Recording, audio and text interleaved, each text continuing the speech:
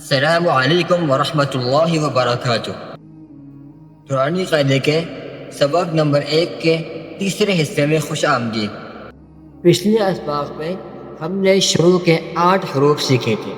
آج کے سبق میں ہم مزید 4 حروف سیکھیں گے اور ان کی ادائیگی کا طریقہ دیکھیں گے۔ چلے آئے چلتے ہیں سبق کی طرف۔ ذال، را، ز، سین۔ اب ہم ان حروف کی ادائیگی کا طریقہ دیکھتے ہیں۔ پہلا حرف ہے دال۔ دال کو ادا کرنے کے لیے زبان کی نوک کو سامنے کے اوپر کے 2 دانتوں کی نوک کے ساتھ لگائیں گے۔ دال کو نرم پڑھا جاتا ہے، دال۔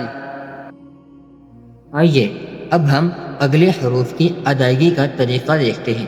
اگلا حرف ہے را۔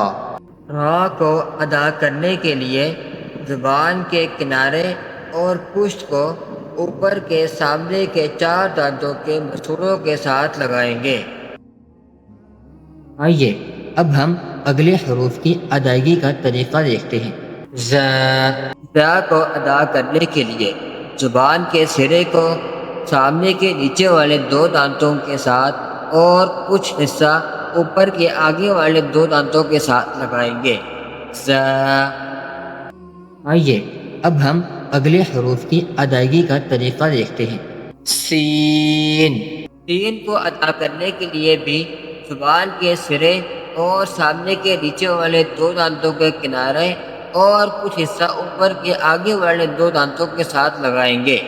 سین کو ادا کرنے کے لیے ہلکی سی سیٹی کی سی آواز پیدا کریں گے، سین۔ آپ کو یہ ویڈیو کیسی لگی کمنٹ سیکشن میں اپنی رائے سے ضرور آگاہ کریں۔